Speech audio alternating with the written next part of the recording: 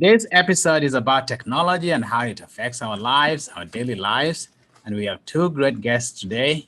One is going to talk about vaccines, and the other one is going to talk about computer technology as well as algorithms. So let's get it going.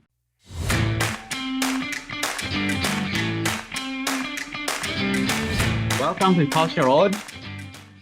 This is a show about culture and how it impacts our contemporary life. With me today, of course, are our co-hosts, Angela Mosley and Phil Barrell.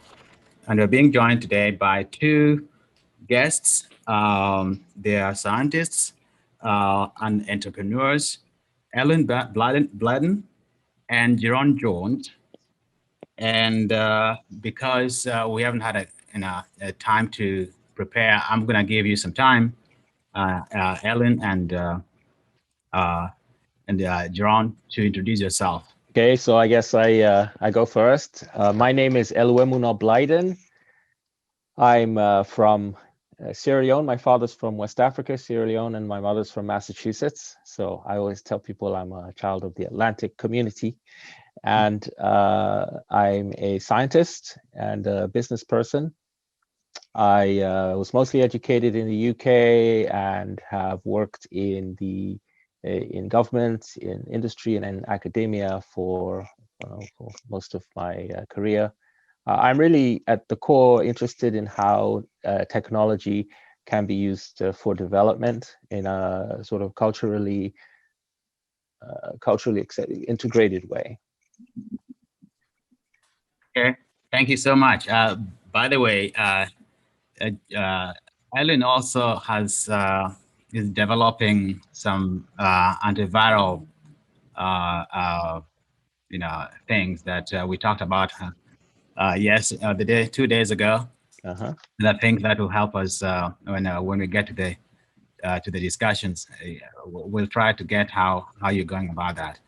I'm All right. very happy to share that. Yes. Jaron, how about you?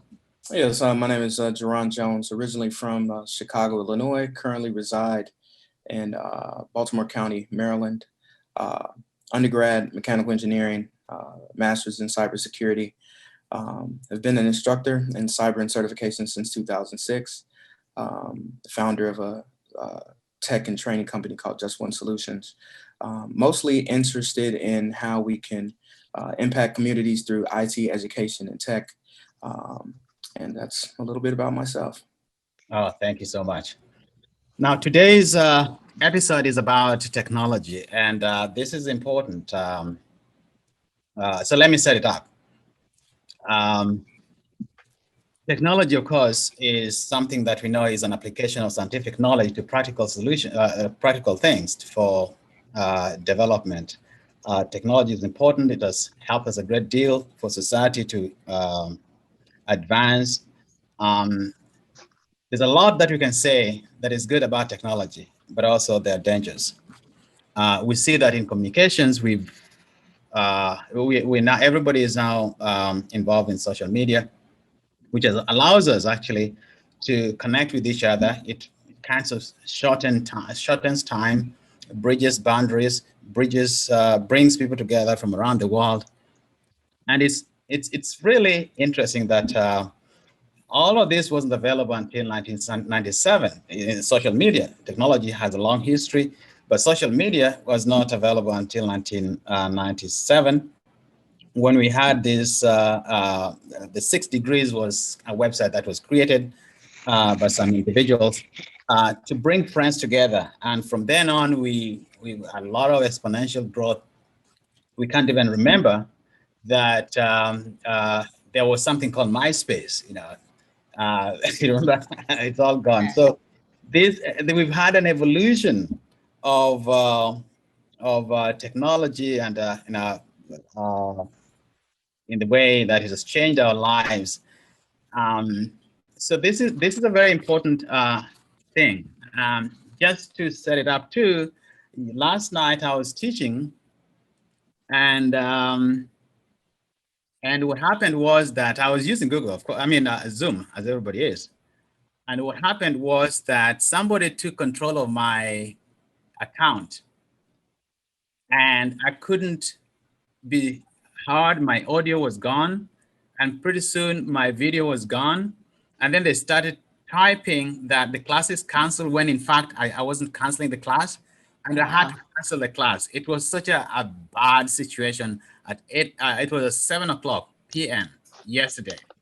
And that also shows us the other side of technology. And so today, I want us to discuss these questions. There's something that a sociologist called Margaret Mead, she said this, I always remember this, it's a very interesting quote, that our lives are changing so fast that a person is born into one kind of world and grows up in another. And so, Angela, could you set us up regarding how you see technology? I would say for me, it's very interesting. I am not the most technically savvy person. I can send an email that works for me, but a lot has changed from me growing up when technology, because you had to plug it up into a modem, if that's what it was called. And you get this buzzing sound and the internet comes on. You'd be like, oh my God, this is amazing. To where we are now, where everyone has a smartphone that automatically links up to the internet, and you can instant have conversation with people in other parts of the world. So I've seen a lot of changes, and even within that, that's I think the smallest side of technology, because they're probably expanding more and doing more things on folks who are in the military. So I have seen the changes within technology, and specifically working with young people, how I think it takes away a great deal of knowing, takes away knowledge aspects, I will have to say, because my generation, we were in the libraries. We had to do the Dewey Decimal System, had to actually go and figure things out and do your research. And although plagiarism and stuff was there, it was very hard to do because you had to actually write your own papers and do a lot of things. Yes. And some people nowadays, they can just click on a computer and everything is right before their eyes. So I think it has taken away a lot of what we know about knowledge and going after and learning on our own. So interesting. Because I remember last year when I was in class and I was teaching, and the students were not taking notes. And that was strange to me, because when you grew up and went to school, everybody was taking notes, or at least writing something, because they have to, for memory. Yeah. And then the students started coming to the board and taking photos. And I'm like, what is that? Yeah. You're thinking about that, and you're talking about college students. How about younger students or younger people? And Phil, you have some experience with this. Yeah, no, you're right. I was just thinking of that, George, that, I have two sons who are in high school, and they do have the temptation. I mean, they do have the opportunity, let's put it that way, to cheat in some of the ways that you guys were talking about. I like to think that, their mother and I have raised them in a way that they are not going to do that kind of thing, that they have certain, standards and ethics there, that they understand it's not okay. So far, no, that's happened. I mean, we haven't gotten any calls from school about outright plagiarism, but I know that the temptation is there. And it's, I think in a general sense, this really goes back to the whole theme of technology can be good, it can be bad. I mean, technology, like science, like religion, like a lot of things, is essentially value free. It is what mankind does with it that makes all the difference. I mean, you, George, talk about how easy it is. I think we can all talk about how, especially in the last year, the fact that we're doing this right now. And all of us, I think, in our daily lives do this. I mean, I'm going to be having another meeting at my job today. This has enabled so many institutions and businesses to keep functioning in spite of this pandemic. Right. And yet at the same time, we've just been through an election, and really several elections, you could say, where the misuse of social media has become a major, major danger, threat, call it what you will. And this really is like the choice that has been set before us, I think, with any kind of new technology. How do you use it? Do you regulate it? Can you regulate it? What is the role that man can play in kind of using it for its best purposes and preventing it from being used for its worst? Yeah. Yes. Technology is not benign. It's not a benign instrument. And yet, I think, as you point out, it is good. It is actually meant to be altruistic. There are so many good things that have come out of technology. And look at what is going on right now in the days of COVID-19. And if it were not been for technology, I don't think we'd be talking about new drugs that are now coming into the market and stuff like that.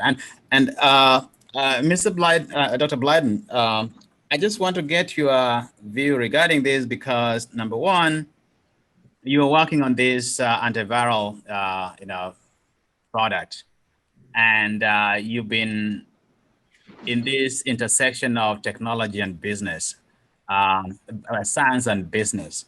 And so I just want to find out what are some of the benefits that you've seen? What are some of the hurdles that you've seen? And how do we go forward? Well, I have to say, you probably saw me smiling during the contribution by Phil there when he mentioned the high schoolers, because for the last 2 years, I've been working with a nonprofit in the Bay Area that teaches biotech to high school students. And it's interesting. It's that is the issue around how they use technology and how we, as a previous generation, if you want to think about it that way, perceive that use, especially in relation to morals and ethics, it's a very interesting junction, because I remember at one of the high schools, the teachers really thought of what the kids did as being cheating. A lot of they interpreted one set of activities as being cheating rather than analyzing what the drivers were for that kind of behavior. As you know, one of the realities of these kids is that they have to consume and organize and digest and prioritize vastly more information than we ever did. I do not envy them at all. So, so, the idea that, okay, they're not taking notes, or that notes would be the most efficient way for them to deal with what they have to consume is a legacy that we, that's how we grew up. But in the real world, it's no longer functional, and that kind of, it spilled over into the flip side of it, which is they, of course, they'd always be using their phones under the table and, pretending to be listening and so forth. And my first reactions were, look, we're here to communicate with each other and so forth, leave your cell phones aside. And one typical answer was, oh, we're actually making notes, okay, which I guess in some cases they were. But then I would tell them, I'd say, look, you know why you should listen? I know you think, oh, I can just Google this afterwards, okay? Or, I could just go, I don't have to listen because I can just Google it. And I point out to them that in order to Google something, you need to have at least one word, okay? You need to know some word that you're interested in finding out more about, or the knowledge on Google is only as much as you're able to access it. You know what I mean? As long as you have the framework and the tools, the words, the ideas that you want to pursue. Google is not knowledge, I think so. Google is an access to knowledge. Mm-hmm. So Google allows you to recall that piece of knowledge that has been has taken so many years to be brought about and to be advanced. And so sometimes these new technologies makes us forget that biomedical research, for example, or even industrial research, all of those things are going on in the background. And those things are not being televised, or they are not passing through Google, or rather passing through social media. Maybe the idea of bringing people together can do that. But there is a lot about technology that is very substantive, and that is advancing development, and particularly in biomedical research, you know, and even in the area of aeronautical research. I don't think that NASA would be where it is without all of these technological advances. And yet, what is consuming our culture is not so much that that is altruistic, but there's peripheral issues about how to use Facebook, how to use Vine, all these kinds of things that are blurring everything, even though I have to say they're very good. Communication is important. And George, can I interject something right quick? So because I don't want us to think that technology is all bad, because it's not. It's not. As you're sitting here talking, and I'm looking at my business partner Jaron, and he's smiling because he does like hackathons with students.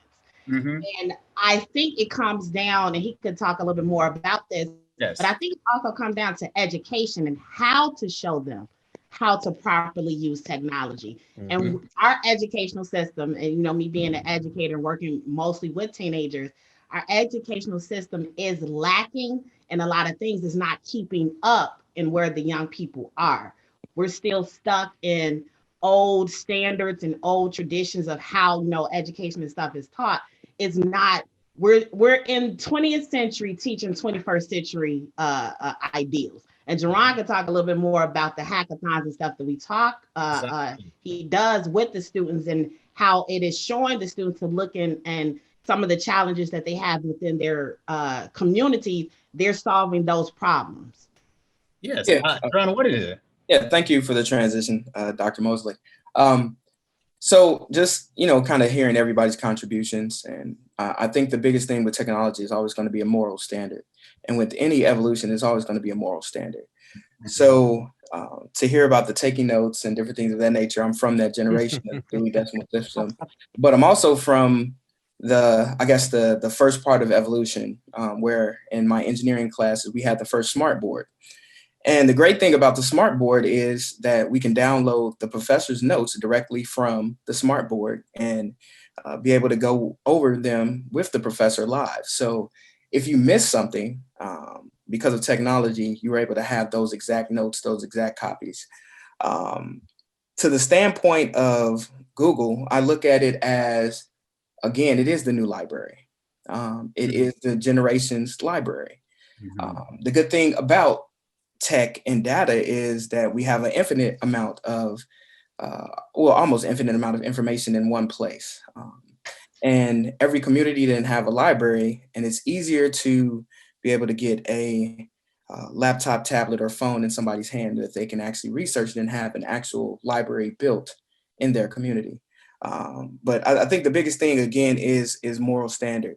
And as Dr. Mosley talked about, we have done different programs such as hackathons, and really we call them hackathons, not that we're teaching them any techniques of hacking, but we're teaching them how to kind of open their brain to think about using technology to be able to solve community issues, whether it's hunger, whether it's unemployment, whether it's domestic violence, et cetera.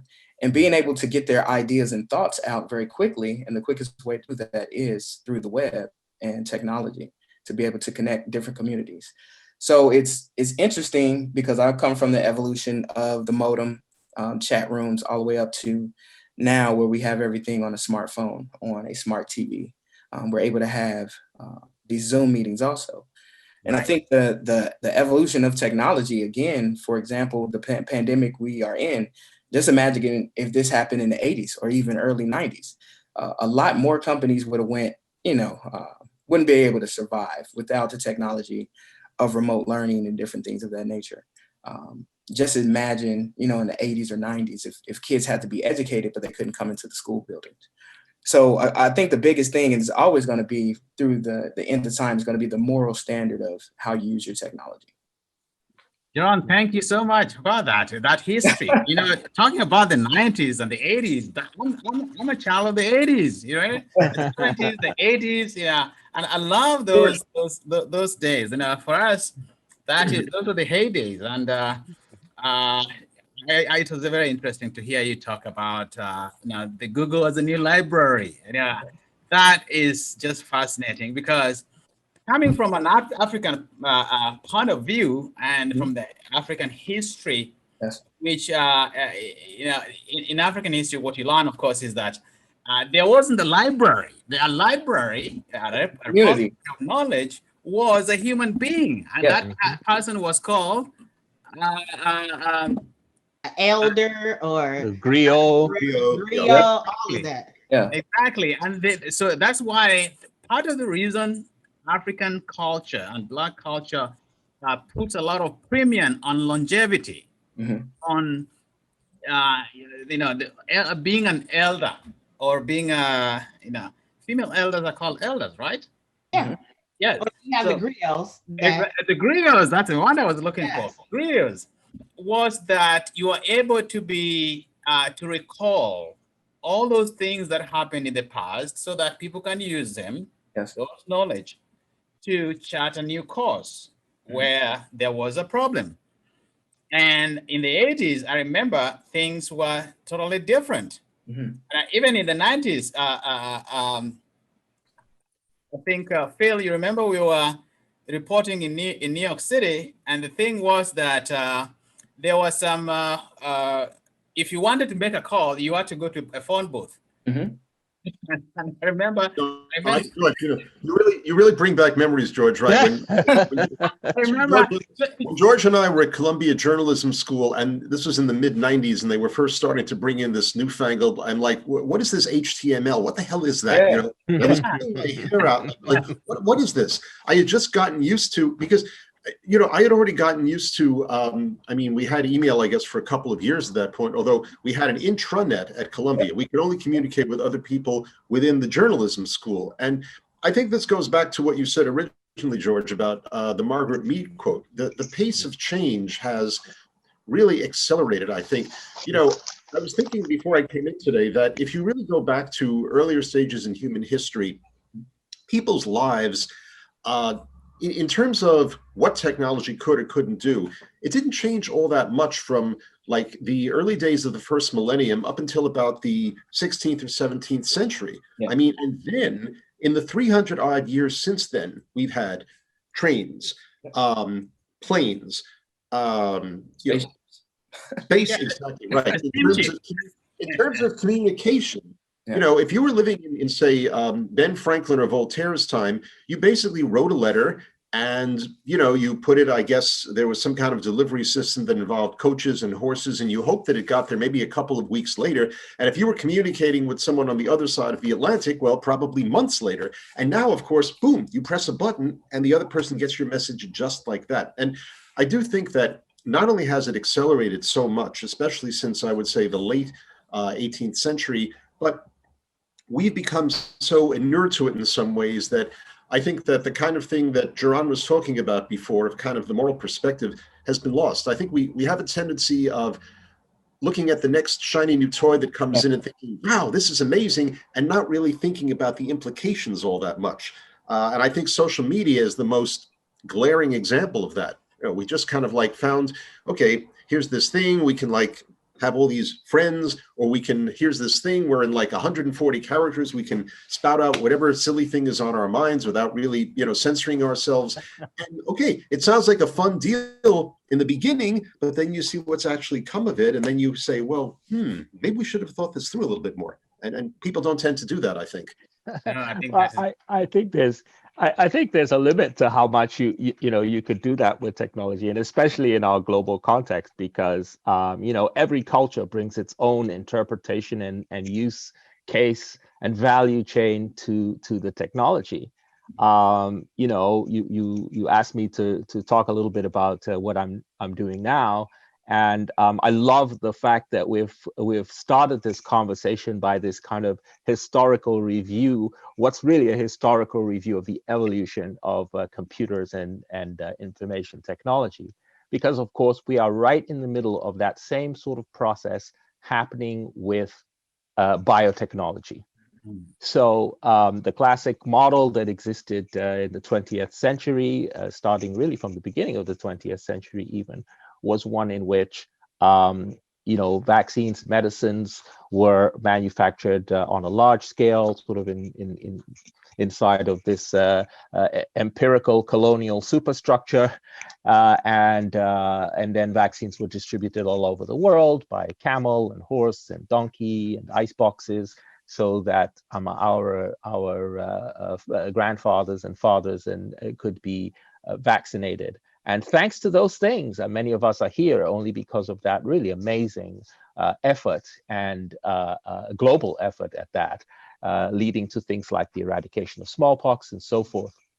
Well, I think there is this transition that's taking place in that it's now easier and easier for people to do biotech. It's more accessible.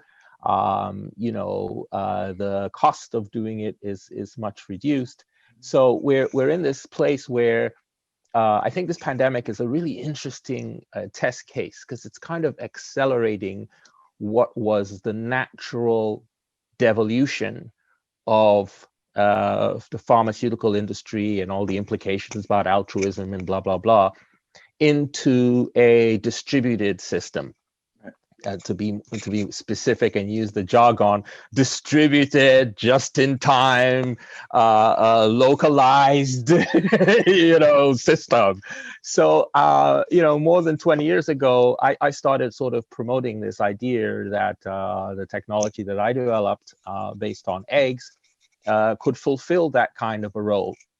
Eggs have been used for making flu vaccines and yellow fever vaccines and rabies vaccines and a few other human vaccines for a long time. Flu since like the 40s, and maybe rabies even before then.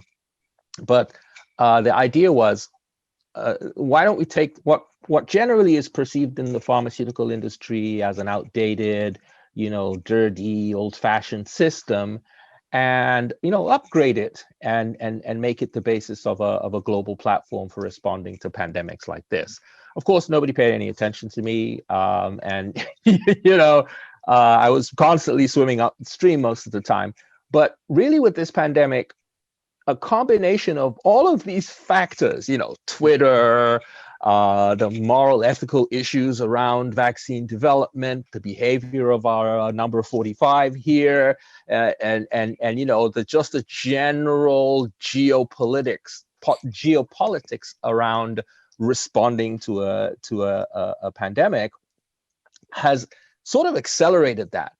So for bird flu, which was only in 2009, 2007, 2009, those two flu pandemics, there were maybe half a dozen, maybe 10 companies that seriously said, okay, we're going to develop a vaccine. As a result of the mistrust and the lack of moral trustworthiness, and as well as the ability people now have to be part of the game as well, there are more than 230 different vaccine development projects going on right now for COVID-19. Okay, we hear about the big star ones, of course, but in reality, what's happened is that the whole process of responding to the pandemic has been democratized. People feel like, hey, we can make it here. Why should we wait for AstraZeneca? We don't even trust them. We don't trust Bill Gates. They might be trying to put microchip, 5G, all kinds of the combination of fake news, conspiracy theories, and everything else has actually kind of created a huge opportunity, in my belief, for Africa and other parts of the world to really be able to leverage that vaccines and all of these sorts of responses are done more locally, do come out of a more local investment, rather than, we're waiting here for WHO to negotiate pricing for so many doses from the big farmers over there. in the West. So it's a kind of an interesting parallel. I thought I'd throw that out there as a first dab.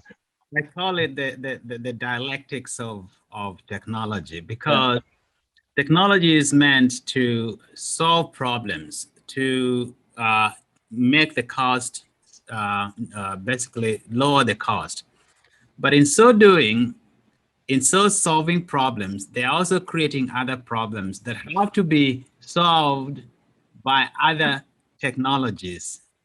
The costs that you talked about earlier, everybody wanted to manufacture stuff in China and Asia so that they could bring it, they could cut the cost and bring it to service us. And the problem now is that the just-in-time came in, and we realize now that the just-in-time notion does not work in a pandemic situation, whereby our individual morals, which is that you save yourselves and your family first before you save somebody else. And so we cannot have just in time. And Jaron, I just wanted you to address something about you are at the intersection of so many things, and a couple of the things that are just are popping up in my mind are the evolution, and you talked about this earlier, the evolution of technology. And yet we're also seeing that we are in the midst of revolution. And then Dr. Blyden just talked about devolution. So you have a revolution, and devolution. You see the dialectics that I'm talking about? I got it. I got you, sir. But yeah, just to kind of piggyback on Dr. Blyden, the interesting thing about technology, and even from a cultural standpoint, is because of technology, I can find out information that Dr. Blyden might have. It opens up those gaps of borders. For example, I did a work a couple years ago with a healthcare analytics company. And the interesting thing about that is we're able to bring in data and find out how different pharmaceuticals, different drugs, different things work with different landscapes. Bring forth the data to say, okay, it might be 42% in Alabama, but it might be 80% in New York, depending on the water, air quality, healthcare system, et cetera. But the interesting thing about this, the pandemic, and even from a social media and even cultural standpoint, is I can find out, just from my social media circle, what has worked for them, whether they're in Nigeria or whether they're in the United States, whether they're in Spain. I can find out, some people are saying, mint tea and honey. Some people are saying sunlight and warm walks. Some people are saying, it's more of coating and affecting the throat. Some people are saying, it's more respiratory through the nose. So what I do like about technology, there are the moral dilemmas that we have. However, there's a vast amount of information that I can get, not only from my home country, but from other countries, not only from the doctors and researchers here, but from other countries. And I think that is the thing that always makes me hopeful about technology. I do see the moral dilemmas being on the security side my whole career. However, the evolution and revolution, as I got from you, George, is the evolution is the information and how fast we can receive it and we can kind of utilize it. The revolution, to the standpoint, is what is useful for us and what is useful for our community and our household. Interesting about the moral dilemma you're talking about, which reminds me of something going on. There is on Netflix, there's a documentary by somebody called, I think it's based on the life of Tristan Harris. Tristan Harris used to be a designer with Google, and then he resigned and started to campaign against them. And he ended up founding one organization called the Center for Humane Technologies, whose duty is to upgrade technology. And he says that technology actually is not neutral. The culture of technology needs to be upgraded. And so this morning I was watching on TV. He came on and they're promoting this documentary, and so I wanted Phil to chime in on this regarding, this is what it says. They claim, these people, that manipulation of human behavior for profit is coded into these companies in a Machiavellian way. Infinite scrolling and push notifications keep users constantly engaged. Personalized recommendations use data not just to predict, but to influence our actions, turning users into easy prey for advertisers and propagandists. And Phil was talking about that earlier, and I think even Angela also talked about that. So Phil, could you address yourself to that? Have you seen this documentary? I haven't seen the documentary, George, but I'm aware of this issue. I mean, this is the thing that has come out with all the Facebook scandals, that really a lot of what's involved directing people to, through their use of algorithms and whatnot, directing people to certain sites, whether it's political or consumer, and kind of, in a sense, manipulating their behavior in that way. And it's a very dangerous thing. And I think it comes back to a larger issue.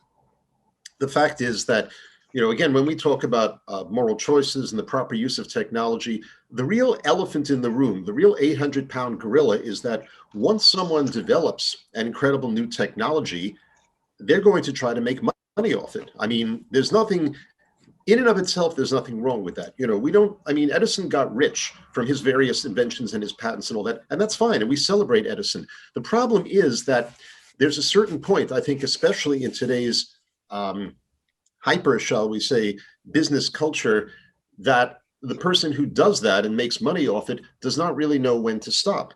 I mean, it's like you have the profit motive underlies, well, for instance, like Dr. Blyden talking about, biology and developing drugs and antiviral measures and all that.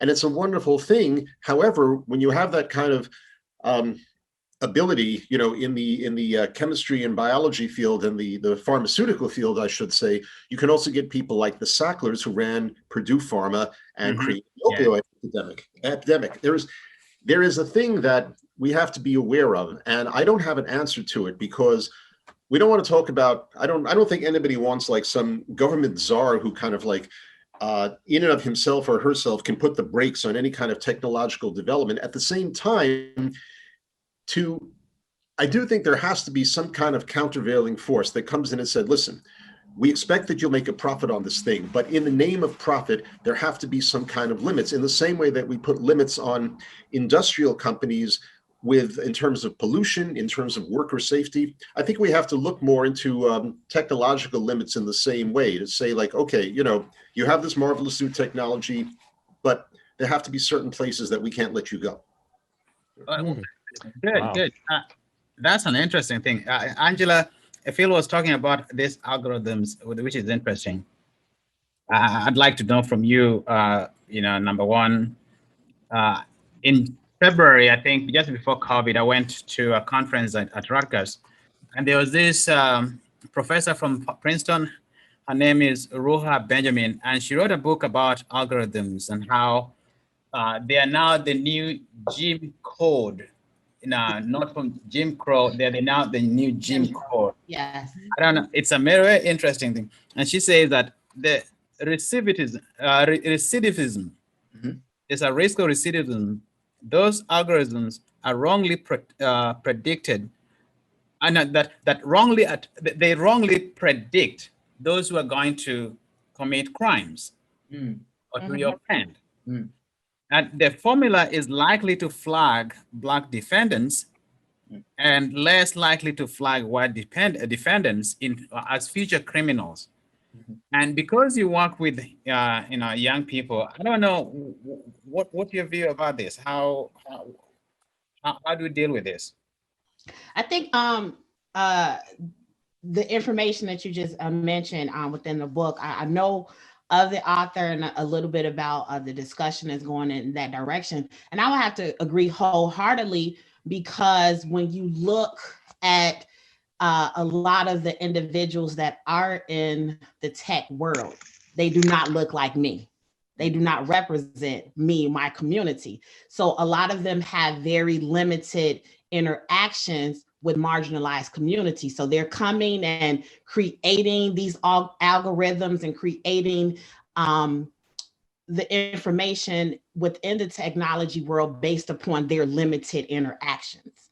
So because they are getting things based upon personal biases, based upon information that has been fed to them, and have had those limited interactions with, communities of color or people from other marginalized areas, they're going to only produce from the section of what they know. So, you remember Alexia? Say that again? You remember Alexia? Yes. Yes, Alexa. See it, exactly. So with them being able to produce and create from only the limited space or the limited information that they're knowing and coming out of their personal biases and different things like that, for me, it goes back again to education. We need to start looking at how we educate communities and how we educate people, because we know that the justice system was rifled with old legalities and laws that were not necessary for the Black and brown communities. We know that within, when we look at housing and different things like that, it was not for Black and brown communities. So all of it comes back down for me, in terms of how we educate, in terms of what we're passing on. So the algorithms and stuff is coming out of a very, very small understanding of not being able to connect with others that do not look like the dominant culture. Right. I think, Go ahead. I just wanted to check on, you can, Jaron, you can also include this in your conversation. The future of technology. So as you make your contribution, let us know also what you think about the future. Okay. I think that it's interesting about the algorithms because 9 times out of 10, I haven't read the doctor's book, but 9 times out of 10 is based off of UEBA, user entity behavior analysis. And that analysis it's going to be just a repeat of what has happened in the past. So if you take a impoverished community with minorities and you're using UEBA, you're going to have another pattern or algorithm that's going to say that they're going to repeat these crimes or they're going to repeat these patterns. So in that standpoint, I wouldn't say that would be a good representation of what could be done in the future. I think those algorithms should be used to look at ways to better police, better help those communities. You look at better ways to bring in technology or even jobs or anything of that nature that can basically, you can use the algorithm to say, okay, if we bring in, let's say this many jobs, this many professionals that are actually buying homes, et cetera, now we can actually change what this algorithm is going to come out with. Because using algorithms to just say, okay, the past is going to repeat is not going to be productive for the future of technology. But it's very interesting because those same type of algorithms that they use in, the different communities to say, okay, this is where crime is going to happen is the same type of algorithms that, you might find in, let's say, slot machines in a casino. I mean, again, like was said before, it's, what is the moral standard of technology? And who is going to be the governing body to actually kind of enforce what should be a standard of morality to say, okay, you've gone too far when it comes to the minds of society, the minds of children, et cetera. But is that not why we have governments to do that? Really? Seriously? That's kind of I don't want to say the joke of the day, but it's very interesting from that standpoint because we do have governments and they, appoint people with, I guess you would say tech savvy minds to kind of govern those type of things. But again, there's still an agenda, and who's to say that the agenda is moral and who's to say it's for the people? Mm-hmm. So again, it's one thing me and Dr. Mosley always talk about. It's one thing that starts at home. You have to get your family to unplug. Sometimes you have to go to the old traditions of things as simple as talking at the dinner table and turning the phones off, or talking to each other. What's on your mind besides what's in your hand, what's on your phone, what's on your computer. technology has given us a chance to open up and conceptualize and be able to kind of push evolution forward. But we still need to go back to some of the simpler times where we are just, talking to our family, our children, our circles, and just a regular voice, and not through a text or an email or through social media. That is interesting, because I have to say sometimes I'm a culprit in this, because I have my cell phone all the time. I actually sleep with my cell phone next to me, and yet I keep on talking about how bad technology can be, which basically means that there is this thing of addictiveness. We are addicted to some of this. And the research is saying that addiction is actually intended. It's not kind of benign. So, Dr. Blyden, what's your view regarding that? Addiction? Well, yeah, I totally agree. It is an addiction. I think a lot of people think about the cyber world. They think of everyone is the big conspiracy theme is that somebody's trying to put a little chip in your body. They're going to be able to track you with this little chip and everything else. And I'm like, come on, we already have. Or changing voice from Trump to exactly. But I mean, the reality is we're all carrying these things in our hands voluntarily, which is a pixel. What do you call this? This technology, pixel resolution screen, which means that each pixel on the phone is connected to one of the retina cells in the back of it. This is like a massive parallel interface to your brain. And they're feeding you with colors and buttons and things like that. So we are already have become cyborgs. It's no longer a threat in that sense. That word. Yeah. And I'll tell you, the really big wave, it's a tsunami that's coming down the pipe, is genomics. Because it's all right to say, well, they know what my habits are because I went shopping on so-and-so or went to some porn site or whatever it is. But what about when they can look at your genome and see that you have a certain type of gene and use that certain type of gene to decide whether you should go back into the prison or not, or they should sell you Clorox, or they should sell you a Listerine. So the security issue. This is the security issue, because you're saying that, and it just reminds me. The guy was saying, this tech guy, he's an ethicist, and he was saying that they know everything you do with each strike of your keyboard. They know what you think. That's how these algorithms are able to predict your next action. And that's how they're able to recommend for you various websites and various products. And for a lot of people, they are recommending, the white nationalist websites. And so, as much as good that we're seeing in technology, it is not benign. It is a tool. It is a tool. And I just want to know, Phil, are the Democrats going to do something about it? George, I think, by the way, and what Dr. Blyden was saying about genomics brought back some other memories, because I think, at least I'd say it was maybe 12, 15 years ago, there was a big uproar about the possibilities for, genetic manipulation, and whether, genomics and genetic science had gone too far, and we were heading towards a nightmare future where, people's parents could have the super baby, the perfect baby, something like that, as a result of certain kind of genetic manipulation, and anybody, imperfect could be kind of tossed on the heap.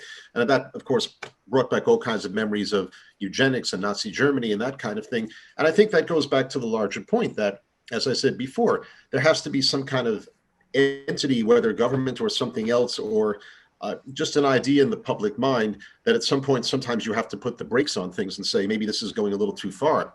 Where will it come from? I don't know if the Democrats per se have the answer. I think that because they tend to be less obsessed with, economic freedom and the free market than the Republicans, there might be a little more possibility to create, say, an office of technoethics or something like that.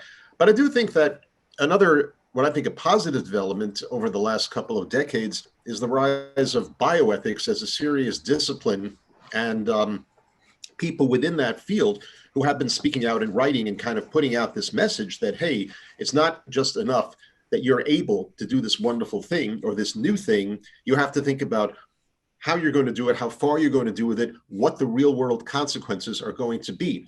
And I would hope that maybe a similar movement takes place or is encouraged in the technology field, that we have the same concerns being raised about technological change that we have about genetics and genomics so far, that people start to think about the implications. And as I say, I don't know whether this is, this could be from the government, this could be from academia, this could be from the media, but I think in that article you shared with us the other day, I forget the author's name, Dill or Gill, something like that, and he made that point, I think, that it has to be a multi-pronged approach, that there are different entities or institutions, different areas that can have a role to play, the government, academia, the public, the media, but it's something that I think has to really be on people's minds moving forward, this kind of ethical aspect to the kind of changes that are probably coming down the pike.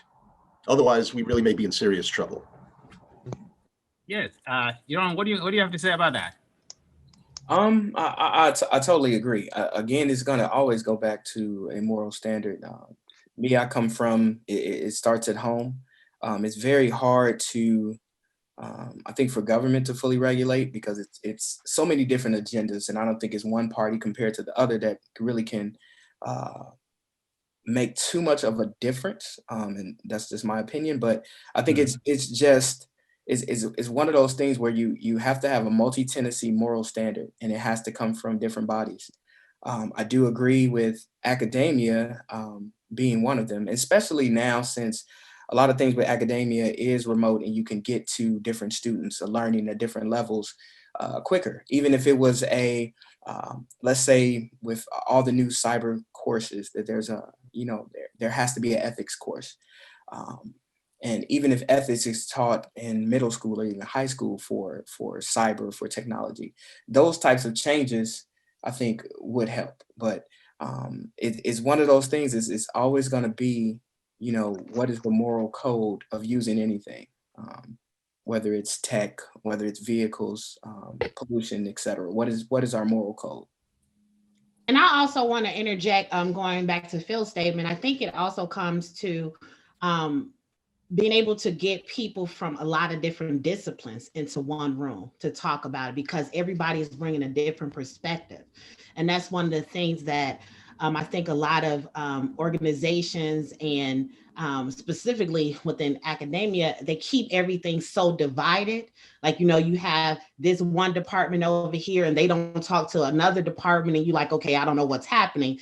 And one of the things that I'm very part of, which is it's called the STEAM movement, which integrates science, technology, engineering, art, and math. And you bring all those people into one room because they're bringing in different perspectives, different experience, and everything to look at a cultural issue or look at a economic issue and provide their experiences based on how can we solve this problem right here and now.